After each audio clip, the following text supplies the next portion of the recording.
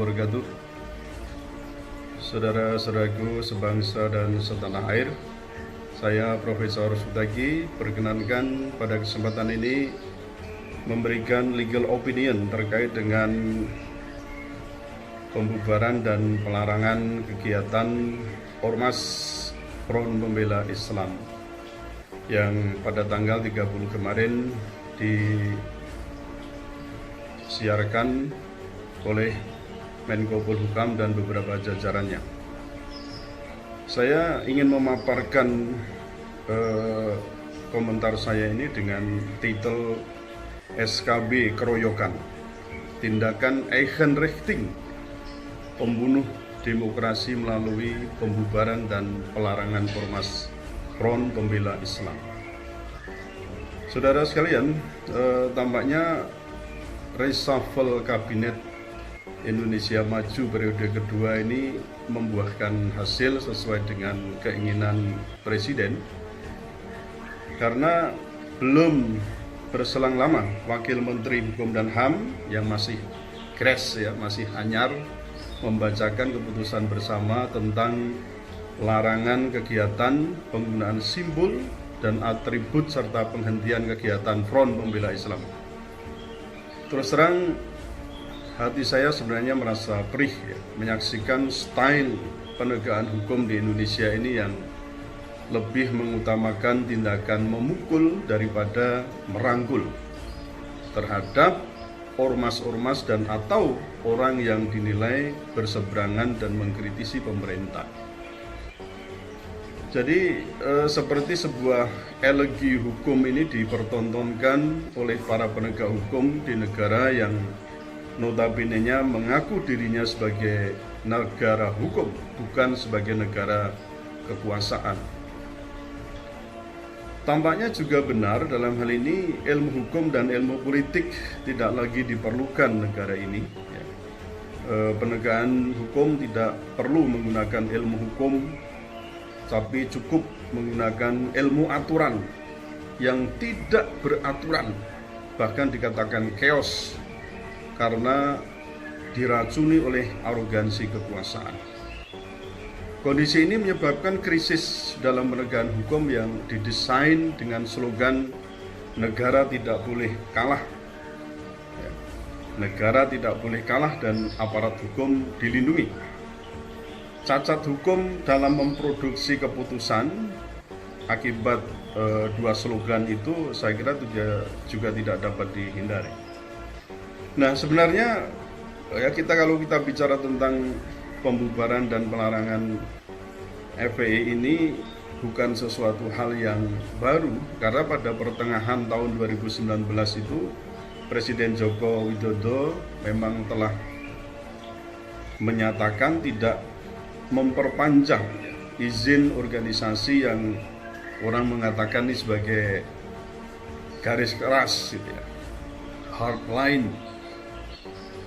Karena itu Front Pembela Islam dalam hal ini juga tidak diperpanjang SKT-nya, surat keterangan terdaftar pada masa jabatan presiden di periode kedua ini. Nah, pada saat itu melalui di Associate Press beliau berujar jadi akan sangat mungkin yaitu melarang FPI untuk menjalankan aktivitas organisasinya, dan ini sebagai bentuk keprihatinan pemerintah terhadap kelompok-kelompok yang mengancam reputasi Indonesia karena menggabungkan Islam dengan demokrasi. Selain itu, kelompok-kelompok tersebut, maksud saya FPI itu kerap berlawanan dengan ideologi negara, dikatakan begitu. Hal ini tentu dikatakan mengancam kerukunan bangsa. Apakah ini benar?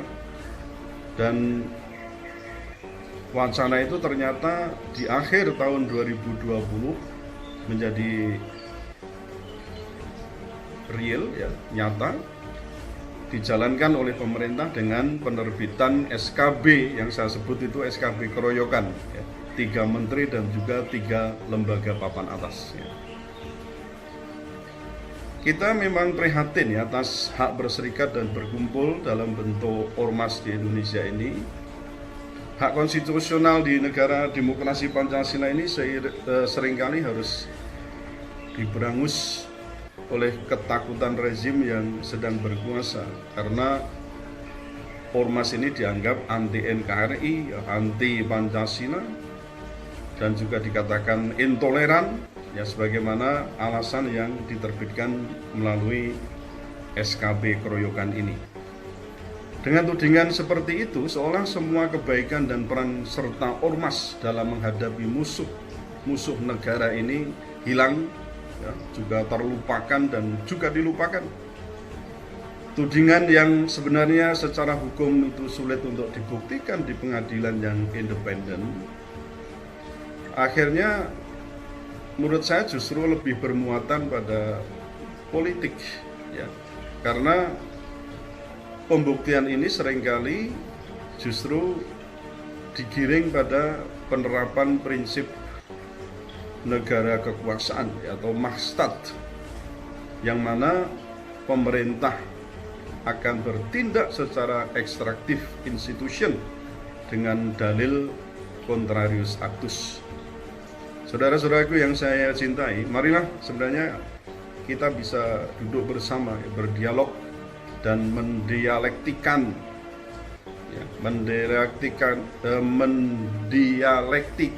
gitu ya pemikiran itu, agar ya peradaban kita di Indonesia itu bisa dibangun menjadi lebih baik. Pemerintah juga sebaiknya tidak main Eigenrichting, main hakim sendiri dalam menangani kasus ormas itu. Mestinya juga tetap menggunakan cara-cara beradab sesuai dengan prinsip negara hukum yang bolak-balik itu dinyatakan oleh Presiden juga oleh beberapa menteri, yaitu apa? Melalui due process of law, bukan orang mengatakan mungkin vandalisme. Itu style yang ingin melakukan tindakan hantam dulu, ya, urusan lain itu nanti belakangan gitu loh, ya. Nah, kita sebenarnya harus dalam hal ini juga pemerintah membuktikan bahwa pemerintah sebagai tangan panjang negara itu benar-benar melindungi seluruh tumpah darah Indonesia seperti amanat alinea keempat Undang-Undang Dasar Negara Republik Indonesia tahun 1945. Dan saya yakin ya, FPI itu bukan seperti OPM dan juga atau kelompok teroris yang lain. Nah, kalau kita mau jujur ya, mengapa sekarang ini OPM masih tetap ya hingga sekarang ini tetap eksis begitu ya, dan tidak pernah dinyatakan sebagai teroris, agar kita bisa secara mondial menyatakan bahwa OPM itu kita perangi secara ya internasional kalau perlu ya dengan slogan War on Terrorism. Atau mungkin perlu dinyatakan sebagai kelompok yang radikalis gitu ya, atau kelompok yang terpapar radikalisme, sehingga kita pun bisa memeranginya dengan slogan War on Radikalisme. Nah, tapi pertanyaannya kan, mengapa justru OPM itu hanya dikatakan sebagai kelompok kriminal sipil bersenjata atau KKSB. Nah, di sisi lain ya, FPI harus secara jujur sebenarnya kita akui ya, telah membantu menyelesaikan penyakit dan derita rakyat. Karena apa? Berada di garda terdepan terutama ya, ketika rakyat itu dirundung penderitaan. Contohnya dalam hal bagaimana penanganan bencana-bencana alam ya di Aceh, di Palu dan seterusnya, itu kita bisa menyaksikan rekodnya, saya kira sangat bagus sekali, bahkan diakui oleh organisasi internasional. Nah, kalau ada sedikit problem itu saya kira wajar ya, dan mungkin hampir semua ormas yang secara tulen memperjuangkan nasib rakyat dan umat itu bisa berbenturan kepentingannya dengan pemerintah, atau mungkin di situ bisa kita katakan konflik of interest, itu akan sangat mungkin terjadi. Itu wajar. Nah, maka yang terpenting sebenarnya bukan memukul, tapi bagaimana merangkul. Bukan menggebuk, tapi memeluk. Nah, ini prinsip-prinsip yang kayaknya retoris, tetapi ini penting sekali, saudara sekalian. Nah, sebagai organisasi yang tua dan telah malang melintang dengan segala derita dan tantangan yang dihadapi, saya kira anggota FPI tetap akan menjadi insan militan dalam membela keadilan dan kebenaran, serta peduli dengan sesama manusia tanpa melihat backgroundnya, sara tidak melihat dari situ. Ya, jadi saya terus terang merasa sedih mendengar pemerintah membubarkan dan melarang FPI beraktivitas sebagai ormas. Dan menurut saya tindakan itu betul-betul menggunakan pendekatan represifme oleh pemerintah tanpa mengedepankan sisi pembinaan terhadap ormas, melainkan kalau saya boleh mengatakan bukan pembinaan tapi pembinasaan, bukan dibina tapi dibinasakan. Nah, ini jadi keprihatinan yang tersendiri bagi saya. Nah, saudara sekalian, dalam hal ini perlu saya sampaikan, dengan SKB 6 kelembagaan negara ini sebenarnya menunjukkan adanya ketidakpatuhan pemerintah terhadap undang-undang dan juga putusan Mahkamah Konstitusi. Nah, saya bisa menyatakan berapa kali sebenarnya pemerintah menyatakan bahwa Indonesia itu adalah negara hukum. Apa artinya? Sebenarnya setiap penyelenggara negara dengan prinsip ini sejak awal harus memahami bahwa kekuasaan yang dipegang itu dibatasi, diatur, diarahkan oleh hukum, dalam arti ini bisa peraturan kelembagaan maupun dari sisi budayanya, agar tidak digunakan secara suka-suka kamu, istilahnya SSK. Ada rule of the game. Pada beberapa kesempatan saya pernah menyatakan bahwa penanganan kasus HRS, Habib Rizik Syihab dan juga 6 anggota Laskar Front Pembela Islam itu, saya katakan pemerintah CQ polisi itu tidak patuh pada 2 putusan MK, yaitu putusan MK nomor 7 PUU 7 2009 dan putusan MK nomor 21 PUU 12 Romawi 2014. Berarti ini juntonya ke Kitab Undang-Undang Hukum Acara Pidana. Nah, pada kasus penerbitan SKB keroyokan ini, pemerintah ternyata saya nilai mengulangi ketidakpatuhan terhadap undang-undang. Ini dalam hal ini adalah Undang-Undang Ormas dan putusan MK nomor 82 PUU 11 Romawi tahun 2013. Baik, kita coba untuk menganalisisnya. Yang pertama, ketidakpatuhan pemerintah pada Undang-Undang Ormas tahun 2017. Itu untuk mengubah Undang-Undang Ormas nomor 17 tahun 2013. Nah, saya melihat proses penjatuhan sanksi terhadap FPI ini tidak didasarkan pada SOP yang benar, yakni sesuai dengan pasal 62 Undang-Undang Ormas 2017, yang mestinya itu dilakukan melalui tahap-tahap yang sudah ditentukan secara prosedural. Ada 3 tahap yang harus dilalui. Yang pertama, tahap 1 itu adalah harus ada surat peringatan tertulis, sebagaimana dimaksud dalam pasal 61 ayat 1 huruf A, diberikan hanya 1 kali dalam jangka waktu 7 hari kerja, sejak tanggal diterbitkan peringatan itu. Jadi masa peringatan itu 7 hari, dan itu 1 kali, tidak berkali-kali, 1 kali surat peringatan tertulis.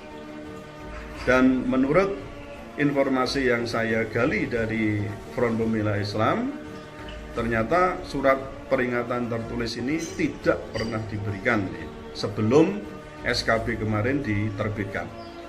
Nah, tahap kedua Yaitu setelah misalnya 7 hari tidak dipatuhi, surat peringatan tidak diindahkan, maka tahap keduanya adalah diterbitkan surat penghentian kegiatan.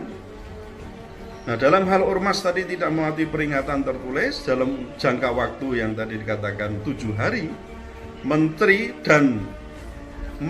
yang mengurusi atau menyelenggarakan urusan pemerintahan di bidang hukum dan hak asasi manusia sesuai dengan kewenangannya menjatuhkan sanksi penghentian kegiatan.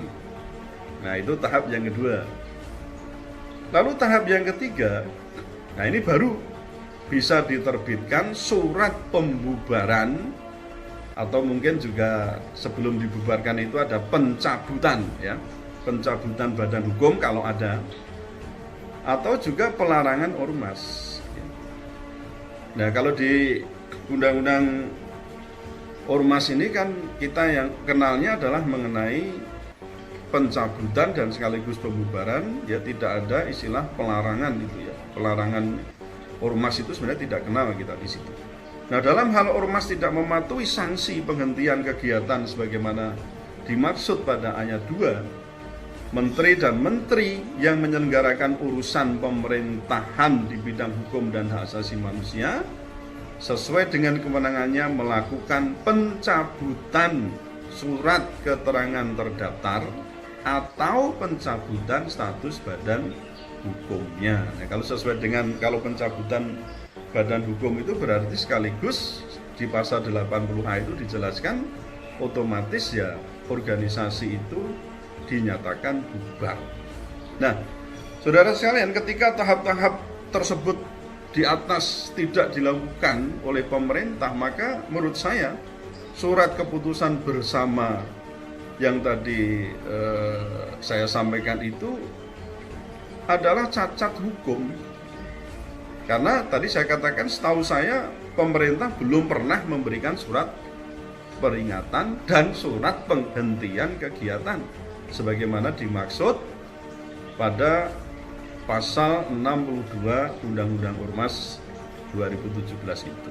Nah, cacat hukum tersebut jika terbukti dapat menjadi alasan agar SKB dibatalkan oleh pengadilan yang berwenang. Nah, oleh karena itu sebenarnya dalam hal ini FPI dapat mengajukan permohonan gugatan kepada Pengadilan Tata Usaha Negara untuk menilai adanya prosedur yang cacat dan SKB itu juga berdampak terhadap kegiatan Front Pembela Islam. Nah, dalam pandangan saya sebenarnya PT UN sebenarnya tidak berwenang ya untuk menilai bagaimana substansi organisasi dan ada atau tidaknya penyimpangan hukum kegiatan FPI. Yang berhak menilai itu memang betul ya menurut Undang-Undang Nomor 17 tahun 2013 ya, Undang-Undang Nomor 17 tahun 2013 itu yang menilai adalah Pengadilan Negeri atas gugatan yang diwakili oleh Kejaksaan sebagai pengacara negara. Jadi sebenarnya saudara sekalian sudah benar yang diatur dalam Undang-Undang Nomor 17 tahun 2013 itu secara detail ya bagaimana tahap-tahap mengadili ormas yang dinilai menyimpang. Namun ya sayang sekali seluruh ketentuan tersebut telah dihapus oleh Perpu Ormas tahun 2017 yang menurut saya itu sangat beraroma menerapkan negara kekuasaan dibandingkan dengan negara hukum. Yang kedua, ini ketidakpatuhan pemerintah pada putusan MK. Memang betul ya bahwa negara ini tidak boleh tunduk pada narasi kebencian ya, atau mungkin juga tindakan intoleran atau mungkin anti-anti yang lain ya, anti Pancasila, anti NKRI dan seterusnya dan lain sebagainya. Tetapi di sisi lain negara itu juga dalam hal ini pemerintah ya harus menghormati, memenuhi dan melindungi hak asasi manusia, khususnya terkait dengan masalah ini adalah tentang kebebasan berserikat dan berorganisasi di negara hukum yang berlandaskan pada prinsip rule of law. Menurut saya ya, surat keputusan bersama keroyokan ini bertentangan dengan prinsip rule of law, khususnya terkait dengan hak asasi manusia, mengenai kebebasan untuk berserikat dan juga berkumpul. Nah, SKB keroyokan ini menurut saya salah satunya didasarkan pada jelas tadi ya, Undang-Undang Nomor 17 Tahun 2013, kemudian sebagaimana diubah dengan Undang-Undang Nomor 16 Tahun 2017, yang dalam hal ini sebenarnya sejak awal itu ya kelahirannya sangat kontroversial, khususnya terkait dengan Perpu Ormas 2017 yang saya kira kita juga bisa menilai itu sangat bermasalah dari perspektif negara hukum. Nah, saudara sekalian, Undang-Undang Ormas tahun 2017 itu memang memungkinkan ya pemerintah untuk membubarkan organisasi secara sepihak tanpa melalui proses peradilan atau sering kita sebut sebagai due process of law. Nah, saya menyebutnya pemerintah itu sudah bertindak secara extractive institution. Jadi extractive institution itu bisa dikatakan sebagai lembaga pengayak tunggal untuk menilai tindakan ormas itu apakah menyimpang atau tidak. Nah, mestinya kan yang tadi tidak boleh dilakukan Eigenrechtling atau juga extractive institution itu karena bertentangan dengan prinsip negara hukum Indonesia. Jadi ketika mau mencabut badan hukumnya itu mesti harus berdasarkan pada putusan pengadilan. Tapi ya tadi ya, sesuai dengan saya sampaikan bahwa di Undang-Undang Ormas ini nggak perlu itu proses due process of law itu di pengadilan, ya cukup kementerian. Sebenarnya saya katakan keroyokan itu karena sebenarnya cukup dengan Kementerian Hukum dan HAM saja yang menerbitkan itu, tidak perlu rombongan ya.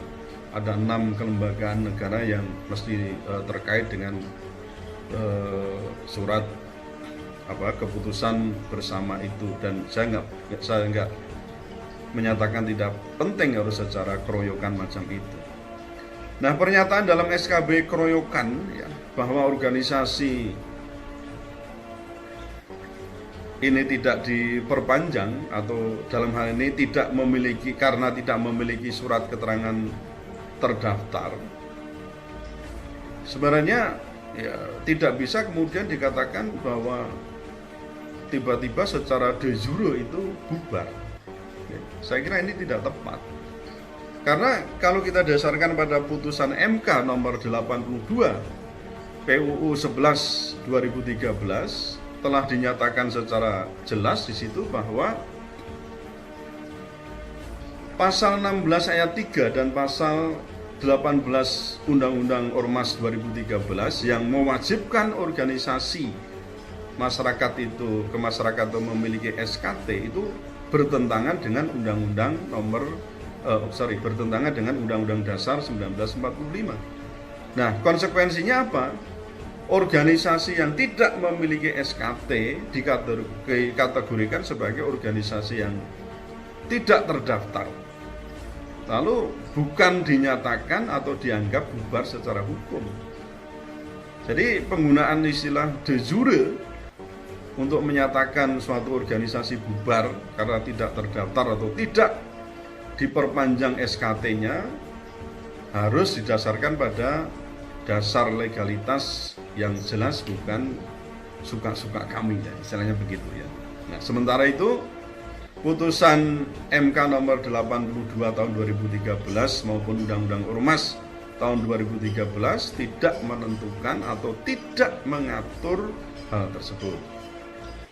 Justru pada bagian bagian pertimbangan putusan Mahkamah Konstitusi itu dinyatakan bahwa berdasarkan prinsip kebebasan berkumpul dan berserikat, suatu ormas yang tidak mendaftarkan diri pada instansi pemerintah yang berwenang tidak mendapatkan pelayanan dari pemerintah atau negara, tetapi negara tidak dapat menetapkan ormas tersebut sebagai ormas terlarang, atau negara juga tidak dapat melarang kegiatan ormas sepanjang tidak melakukan kegiatan yang mengganggu keamanan, ketertiban umum atau melakukan pelanggaran hukum.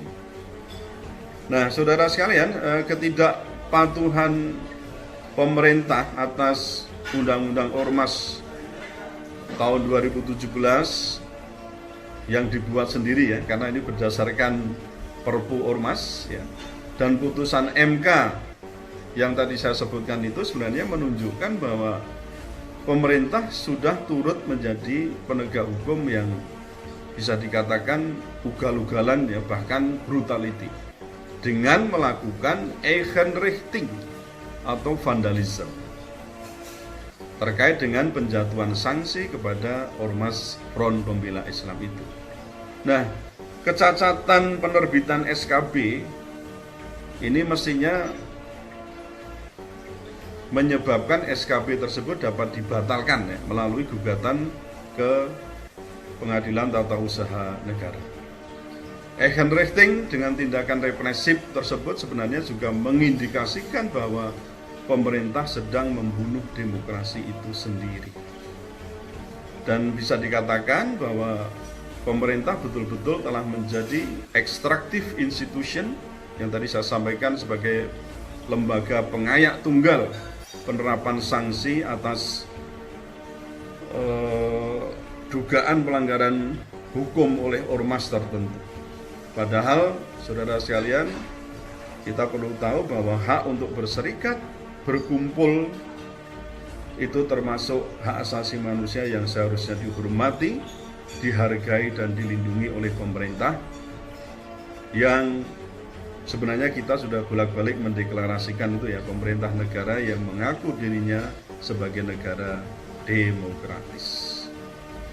Hukum yang tidak dipatuhi oleh pemerintah berakibat dyingnya demokrasi dan berakhir pada penindasan atas hak asasi manusia. Jika demikian, saudara sekalian, masihkah kita bisa dan berani menempuk dada seraya berucap bahwa Indonesia adalah negara hukum? Demikian apa yang bisa saya sampaikan terkait dengan SKB 6 kelembagaan negara yang intinya melarang dan kemudian juga membubarkan Ormas Front Pembela Islam. Kurang lebihnya saya minta maaf. Assalamualaikum warahmatullahi wabarakatuh.